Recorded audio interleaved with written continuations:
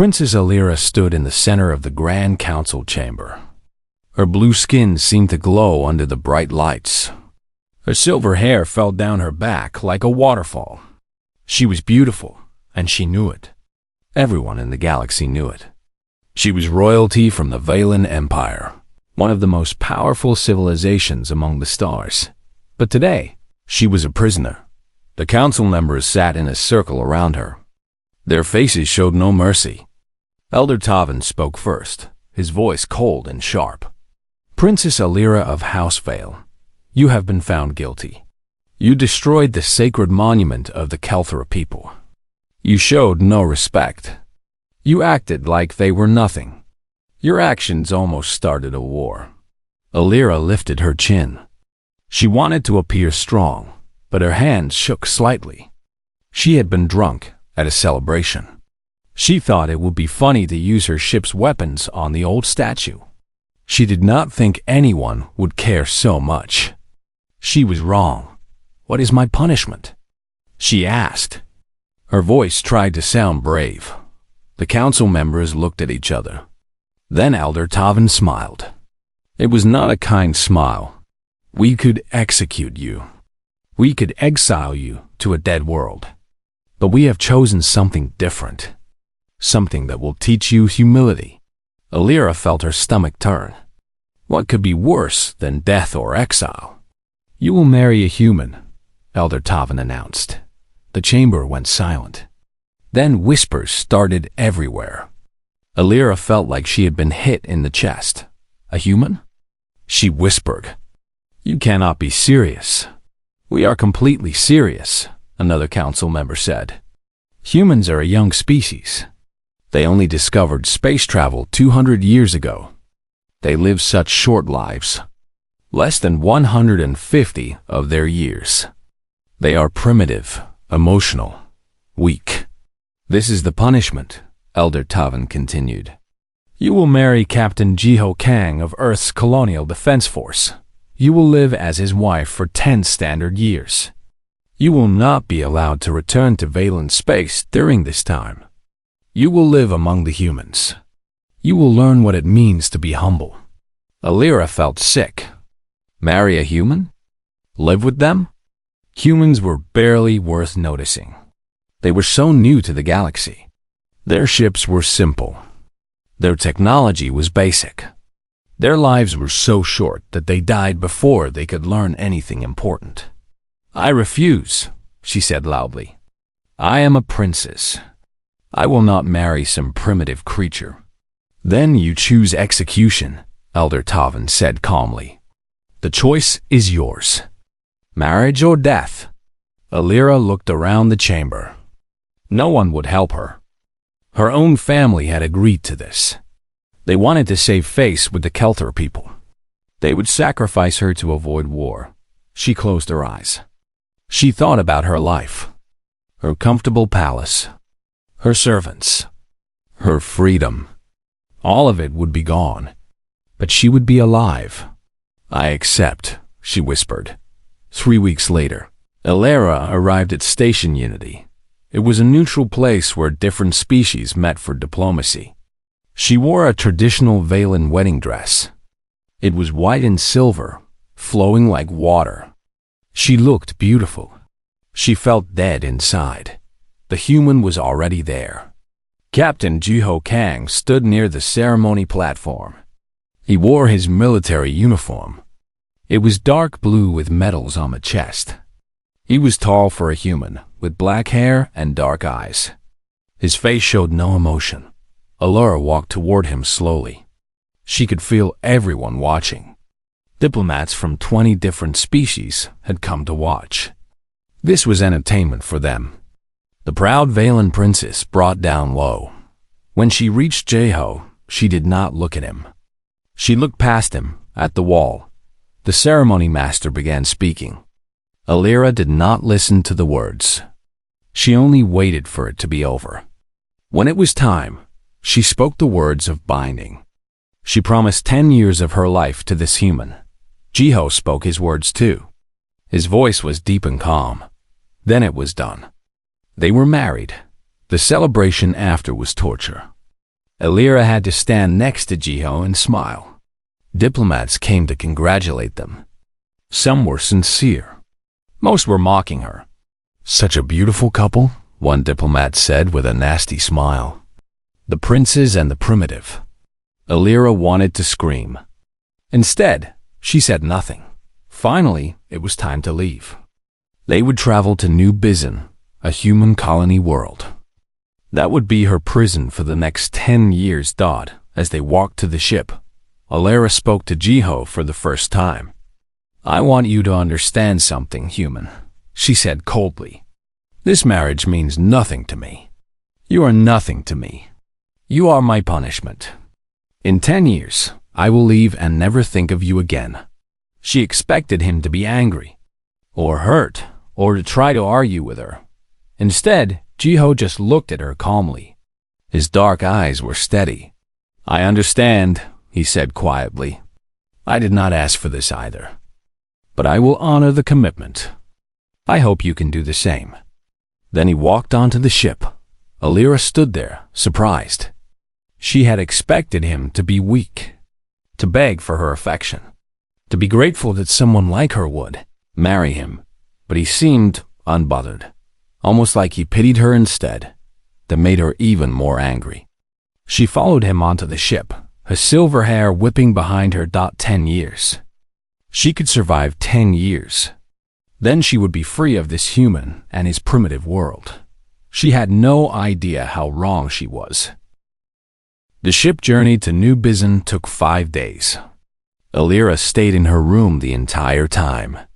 She did not want to see Jiho. She did not want to talk to him. She spent her time thinking about her old life and feeling angry. When they finally arrived, Alira looked out the window. New Bizin was a green and blue planet. It looked almost like Earth, the human homeworld. There were cities that glowed at night, farms that covered the valleys, mountains with snow on top. It looked nice. Alira hated that it looked nice. Man was waiting for them at the landing area. He was shorter than Jiho, with a friendly smile. "Captain Kang, welcome back," the man said happily. He hugged Jiho like they were brothers. "Hyan," Jiho said warmly. "It is good to be home." Then Hyan looked at Alira. His smile got a little smaller, but he still bowed politely. "Princess Alira, welcome to New Bizin. I am Lieutenant Hyan Park. I am Jiho's second-in-command and his friend. If you need anything, please tell me." Alira said nothing. She just looked at him coldly. Hyan looked uncomfortable. Jiho put a hand on his friend's shoulder. "She needs time," Jiho said quietly. "Come, let us go home." Home was a house on the edge of the main city. It was made of wood and stone. It had a garden in front with vegetables growing. Inside, it was simple but clean. There were 2 bedrooms, a kitchen, a living area, and a study. "You can have the larger bedroom," Jiho said. "I will take the smaller one. The kitchen is fully supplied. If you do not like human food, I can arrange for Valen food to be delivered." Alira looked around. The house was so simple, so plain. Nothing like her palace. "This is where you live?" she asked. She could not hide the disgust in her voice. "This tiny box?" "Yes," Jiho said. He did not sound offended. "It is enough for me. I had servants who lived in bigger rooms than this entire house," Alira said coldly. "I am sure you did," Jiho replied. Then he went to the kitchen. Alira stood there, surprised again. Why would he not defend himself? Why would he not get angry? Over the next weeks, they lived like strangers in the same house. Alira stayed in her room most of the time. Sometimes she went out to walk in the city, but people stared at her. Humans had never seen a violin up close before. Her blue skin and silver hair made her stand out. Some humans were kind. They smiled and tried to talk to her. Others were suspicious. They knew she was the princess who had been sent here as punishment. Alira did not talk to any of them. She just walked and felt lonely. Jiho went to work every day. He was a captain in the Colonial Defense Force. He had duties and responsibilities. But every morning before he left, he made breakfast. He always made enough for 2 people. He left Alera's portion on the table with a cup of tea. Alera never thanked him, but she ate the food. She hated that it tasted good. One evening, there was a dinner party. The colony governor was celebrating something. All the important people were invited. That included Jiho and his new wife.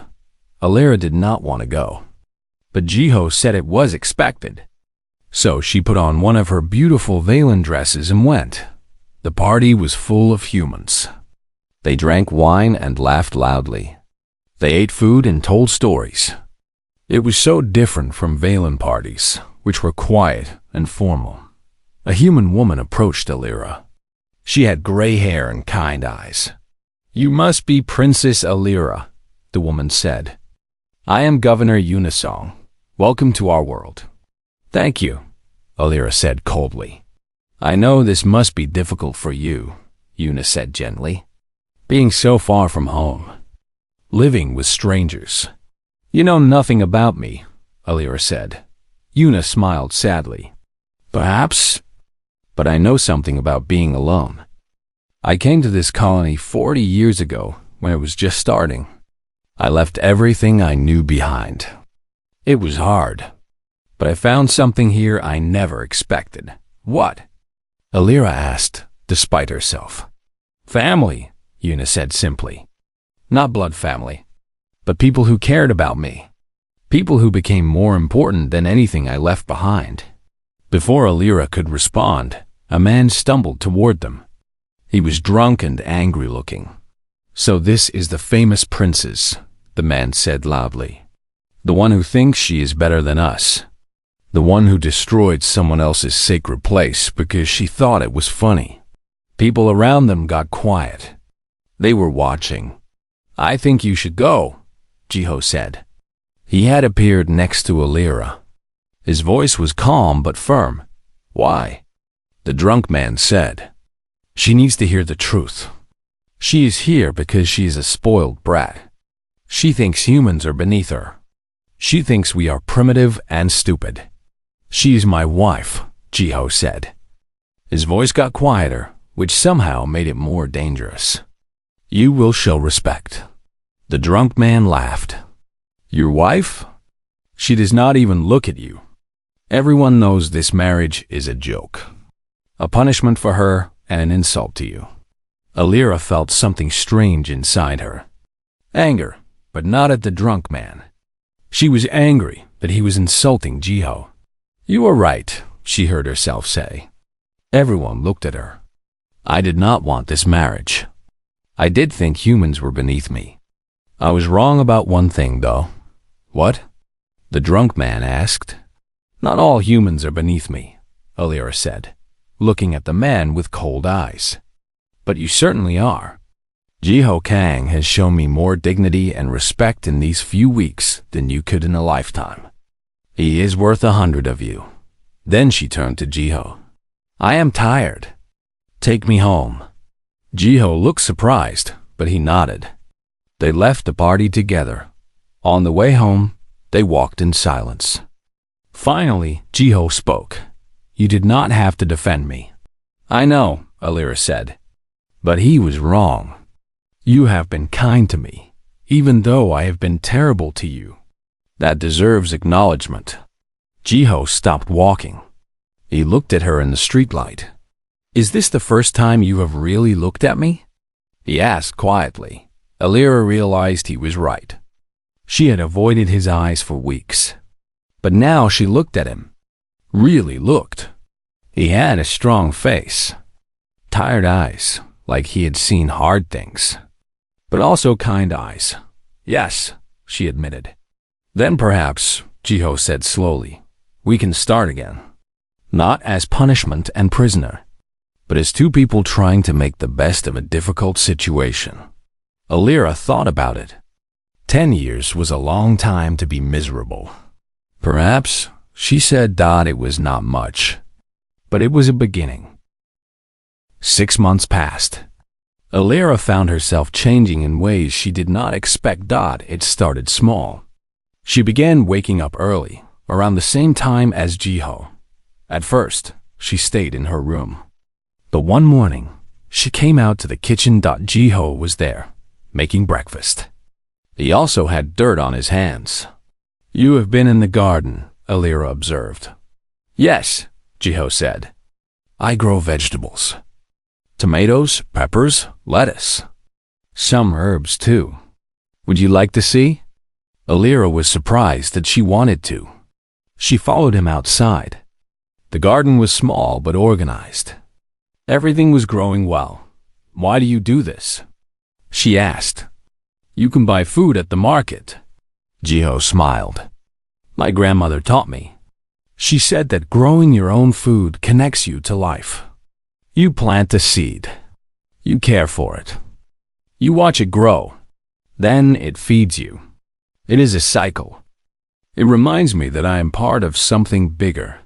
Alira looked at the plants. On her homeworld, gardens were for decoration. Food came from massive farms, processed by machines. The idea of growing your own food seemed strange. "Can I help?" she asked. Jiho looked surprised, then pleased. "Of course.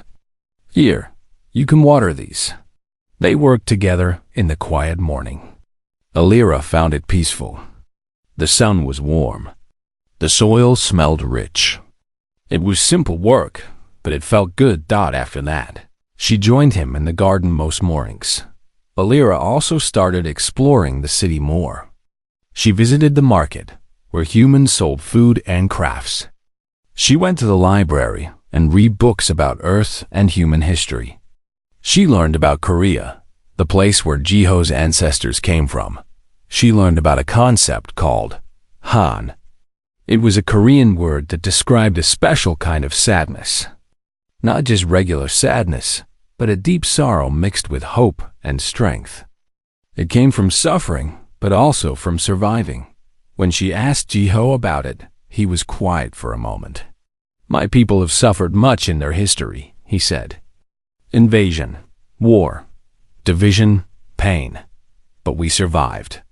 We kept our culture alive. We found beauty even in sorrow. That is Han. It is the sadness of what we lost, but also the strength that kept us going. Do you feel it?" Alira asked. "Yes," Jiho said. "I lost my sister in the Outer Rim War. She was a pilot. Her ship was destroyed defending a colony from raiders. I carry that sadness, but I also carry her strength. She died protecting others. That means something." Alira felt something shift inside her. She had never thought about how much humans could feel in such short lives. They knew they would die soon, so every loss was huge. Every moment mattered more. The change in her was not just in her mind. The humans around her started treating her differently too. At first, they had been cautious. But when they saw her working in the garden, shopping at the market, trying to learn their ways, they warmed to her. One day at the market, a woman named Somi called out to her, "Princess, try this fruit. It is from Earth, very sweet." Alira tried it.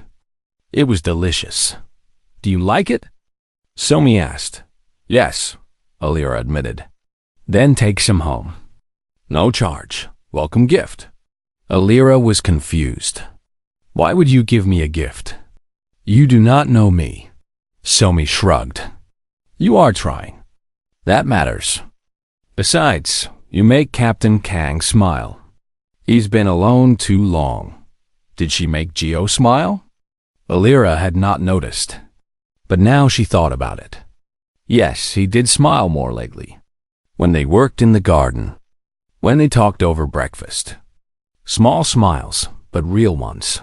Everything changed the day the raiders came. Alira was at home alone. Jiho was at the defense headquarters. Suddenly, sirens started blaring. A communication device lit up with an emergency message.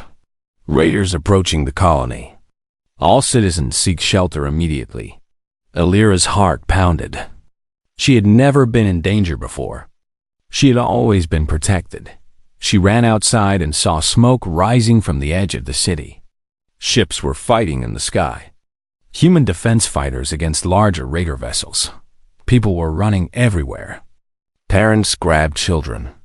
Old people struggled to move fast enough. Alira saw a little girl standing alone, crying.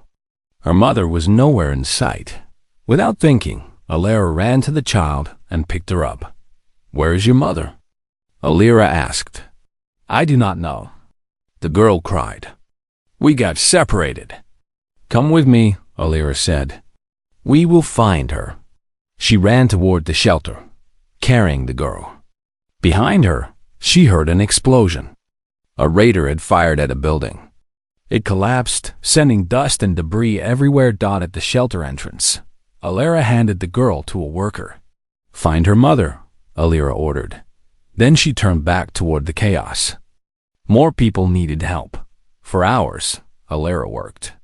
She helped old people to the shelters. She pulled an injured man from a collapsed building.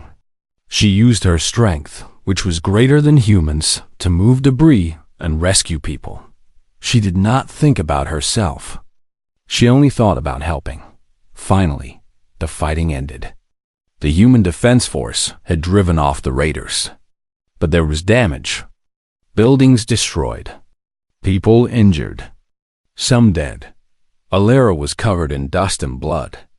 None of the blood was hers. She had been helping injured people. She saw Jiho running toward her. His face was worried. "Alira, are you hurt?" "No," she said, "but many others are." "I tried to help." Jiho looked at her. His eyes were full of something she could not name. "I heard what you did," he said quietly. "You saved many people today. You could have stayed safe in the shelter, but you chose to help." "They needed help," Alira said simply.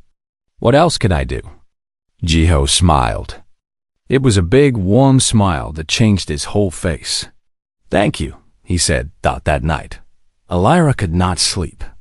She kept seeing the frightened faces, the injured people, the little girl crying for her mother.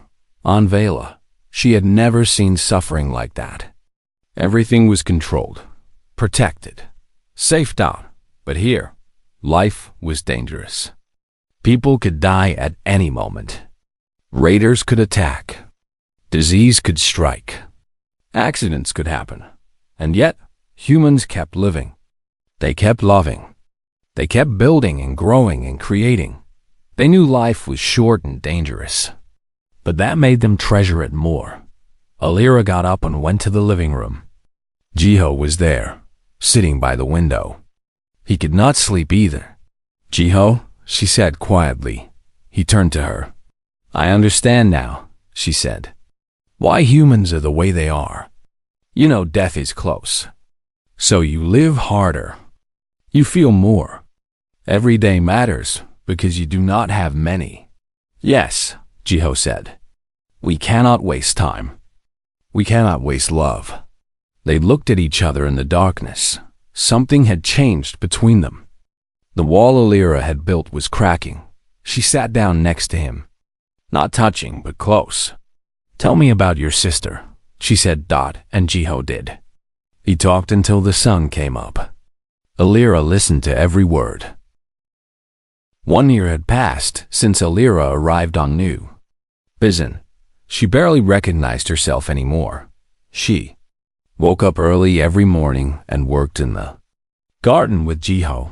She had learned which plants needed more water and which needed more sun. Her hands, which used to be soft and perfect, now had calluses from work. She liked them. She shopped at the market and knew all the vendors by name. Somi always saved the best fruit for her. An old man named Wubin taught her how to pick the freshest fish. A young woman named Nari showed her how to make kimchi, a spicy fermented vegetable that Alira had grown to love. She volunteered at the community center, teaching children about other planets and species. The children loved her. They asked endless questions and played with her silver hair. But the biggest change was with Jiho. They were friends now. Real friends. They talked about everything. Philosophy, art, politics, their pasts, their fears. Jiho was reading poetry one evening. Alira sat next to him, curious. "What are you reading?" she asked. "Old Korean poetry," Jiho said. "From Earth, from centuries ago. Would you like to hear one?" "Yes," Alira said. Jiho read to her in Korean first, then translated. "Even if I die and die again, even if my bones turn to dust, my soul exists or not, my heart toward my Lord will never change. It is about loyalty," Jiho explained. "About love that survives death." Alira felt something warm in her chest. Humans write about living forever through love. But you die. How can love survive death? "Because," Jiho said softly, "the people we love carry us forward. My sister is dead, but I remember her. I live the way she would want. In that way, she is still alive. Love makes us immortal." Alira thought about her own people. Valens lived for 400 years. But did they love like this? Did they feel this deeply? She did not think so. "Teach me Korean," Alira said suddenly. Jiho looked surprised. "Why?" "Because it is important to you. I want to understand it." So Jiho began teaching her. Every evening, they sat together and practiced. Korean was hard. The sounds were strange. The grammar was different. But Alira worked at it. Autumn came to New Bizen. The humans celebrated a festival called Chuseok. It was a harvest festival, a time to be thankful for food and family.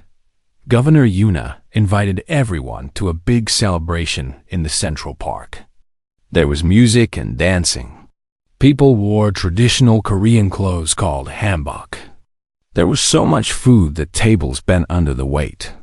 "Come," Jiho said to Alira. "I want to show you something." He led her to a quiet spot where people were making offerings to their ancestors. They placed food and flowers in front of small shrines. "We remember those who came before us," Jiho explained. "We thank them for their sacrifices. Without them, we would not be here." "You honor your dead," Alira said.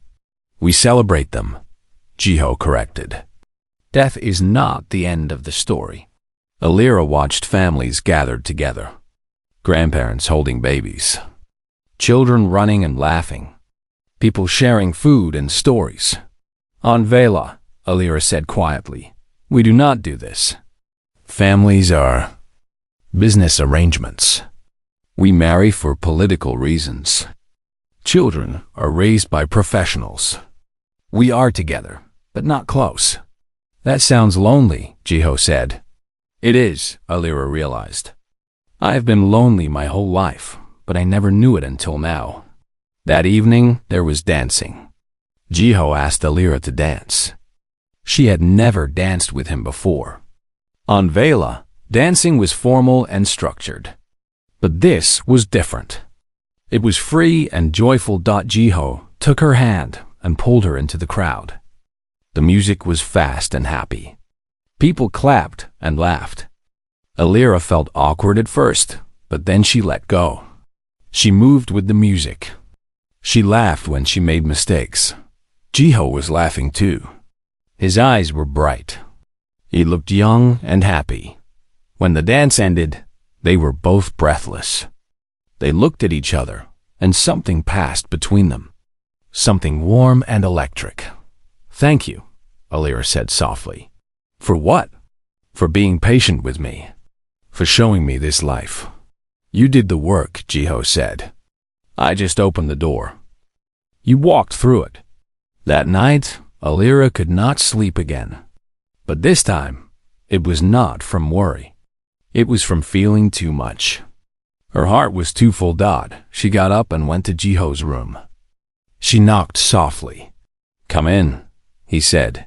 He was sitting up in bed, reading. He put the book down when he saw her. "I cannot sleep," Alira said. "Neither can I," Jiho admitted. Alira sat on the edge of his bed. "Can I tell you something?" "Always. I am starting to understand what pleasure means. Real pleasure. Not just entertainment or luxury, but the pleasure of belonging, of being part of something, of caring about people who care about you." "Yes," Jiho said. "That is what makes life worth living. On Vela, I had everything. Wealth, beauty, status, but I was empty. Here I have so much less. But I feel full." "What do you feel full of?" Jiho asked quietly. Alira looked at him. Really looked at him. His kind eyes. His gentle smile. His strong hands that could fight in battle, but also grow tomatoes and hold children carefully. "Love," she whispered. "I think I am full of love." Jiho reached out and took her hand. "Alira." "I know," she said quickly. "I know this was supposed to be a punishment, a political arrangement, but it has become something else. At least for me. You do not have to feel the same way." "But I do," Jiho said. His voice was rough with emotion. "I have tried not to. I thought it would be unfair to you. You are here against your will. I did not want to take advantage." "You could never take advantage of me," Alira said.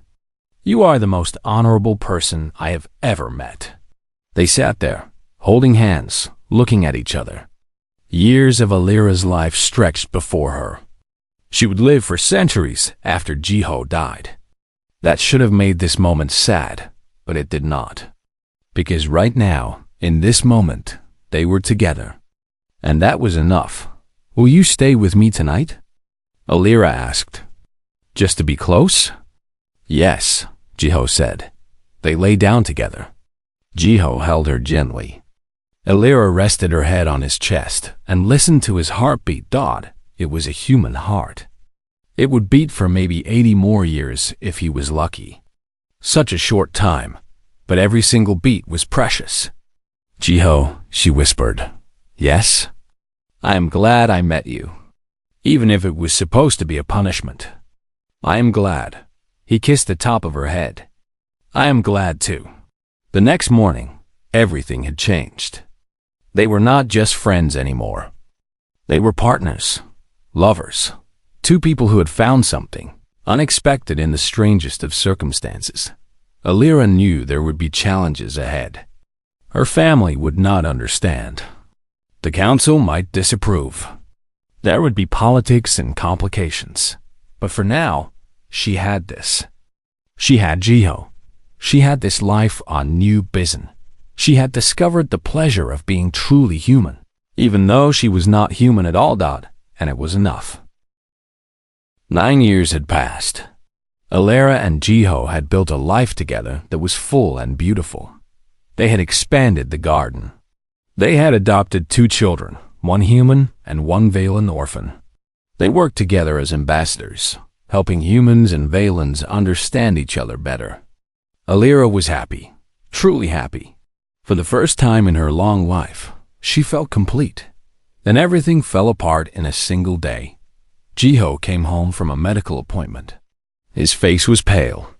Alira knew immediately that something was wrong. "What is it?" she asked, fear gripping her heart. "I went for a routine check," Jiho said quietly. "They found something. A disease. It is rare. There is no cure." "How long?" Alira asked. Her voice was shaking. "Maybe 30 years, Jiho said. "Maybe less. They cannot be sure. 30 years. For a human, that was still a lifetime. But Alira had thought they would have 80 years together. Maybe 90 if they were lucky. Now they would have less than half that. She felt like she was drowning. "We will find a cure," she said desperately. "We will go to Vela. We have better medicine. We can fix this." "Alira," Jiho said gently, "I have looked at the research. There is no cure. Not even Valen medicine can help. This is just what is going to happen." "No," Alira said. Tears were running down her blue cheeks. No, this is not fair. We should have more time. Jiho pulled her close. We have right now. That is what matters. We have today. Tomorrow. All the days we do have. But Alira could not accept it. She spent weeks researching, calling medical experts, begging Valen doctors to help. Nothing worked. The disease was too rare, too complex. She was going to lose him sooner than she thought. Then, in the middle of her grief, a ship arrived from Vela. It carried her brother, Prince Darren, and 3 members of the Grand Council. They sat in her living room, looking out of place in the simple house. Sister, Darren said, we have come with news. The 10 years are almost complete. In 1 month, you will be free. I know, Alira said. There is more, Elder Tavin said. He was one of the council members who had sentenced her years ago. Your family has negotiated your return. You are pardoned. Your title is restored. You can come home with full honors. Alira felt nothing. Thank you. You do not seem pleased, Darren observed. I am not sure how I feel, Alira admitted. There is a condition, Elder Tavin said. You must leave the human behind. You must return alone. Your marriage will be dissolved. This was always meant to be temporary. I understand, Alira said. Her voice sounded dead after they left. Jiho found her in the garden. She was just standing there, staring at the tomato plants. They want you to go home, Jiho said. It was not a question. Yes. Are you going to go? Alira turned to look at him. I do not know. I have been thinking about it. If I stay here, I get maybe 30 more years with you. Then you will be gone, and I will have 350 years left to live without you. That is a long time to be alone. Yes, it is, Jiho agreed. If I go back to Vela, I can resume my old life. I can have comfort and status. I can find someone of my own species who will live as long as I do. That makes sense, Jiho said. Why are you not fighting for me? Alira asked. Why are you not asking me to stay? Because, Jiho said gently, you deserve to choose your own path. I will not trap you here with guilt or love. If you want to go, go. I will understand. What do you want? Alira demanded. I want you to be happy, Jiho said.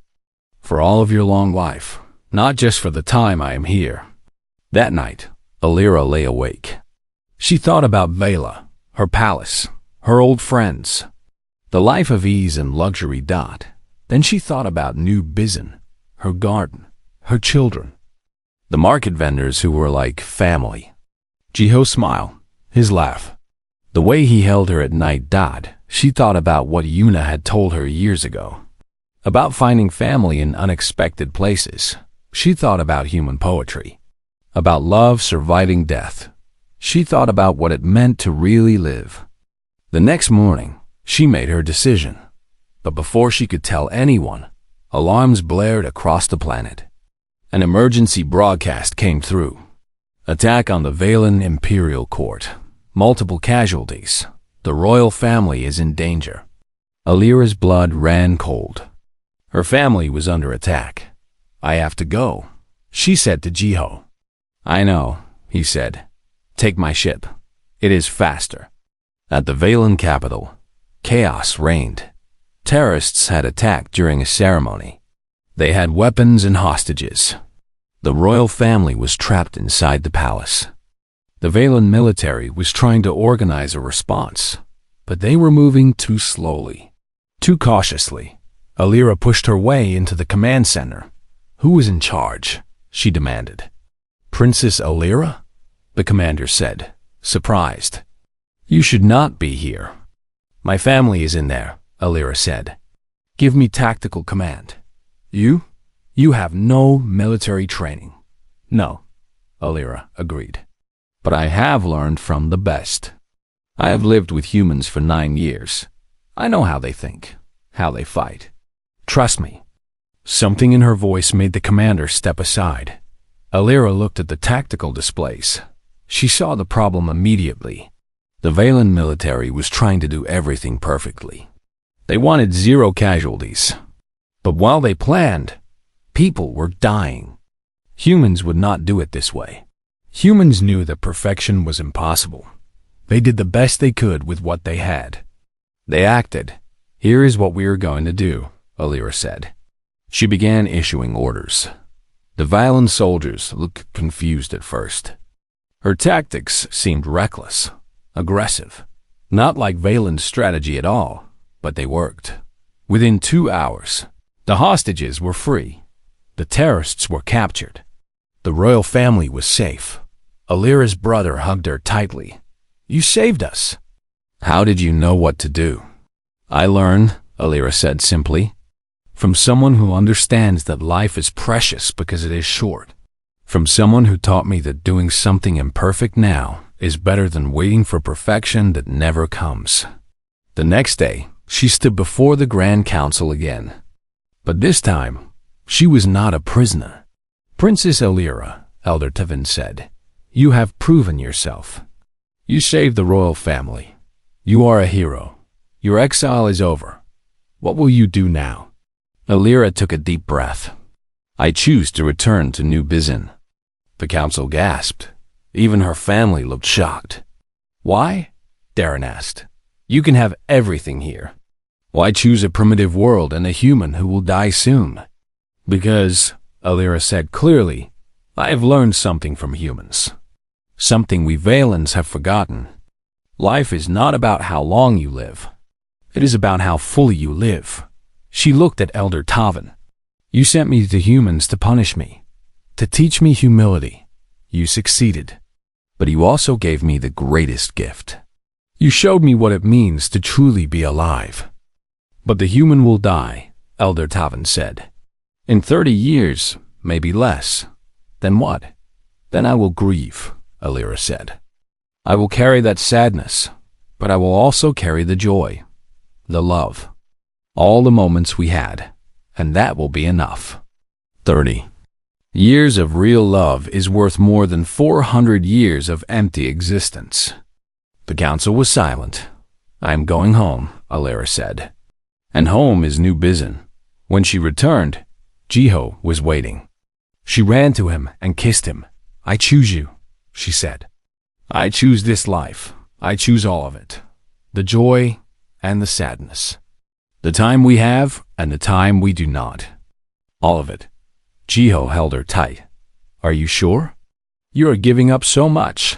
No, Alira said. I am gaining everything that matters.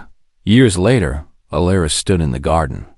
Her silver hair now had threads of white in it from age and stress. But she was smiling. Jiho was there, older now but still strong. Their children were grown. They had grandchildren visiting. The sun was setting over New Bizin. The sky was painted in colors of orange and pink. Do you have regrets? Jiho asked. Alira thought about her old life, the palace she left behind, the centuries she would spend alone after he was gone. No, she said honestly. Not one. She took his hand. In Korean, speaking words she had practiced, she said, with you, every moment is forever. Jiho smiled. Your Korean has gotten very good. I had a good teacher, Alira said. They stood together as the sun set. Two people from different worlds who had found something that transcended species, time and expectation. Love, family, home. A beautiful alien princess had been forced to wed a human as punishment, but she had found pleasure. Not just in romance, but in life itself. And in the end, that was the greatest discovery of all.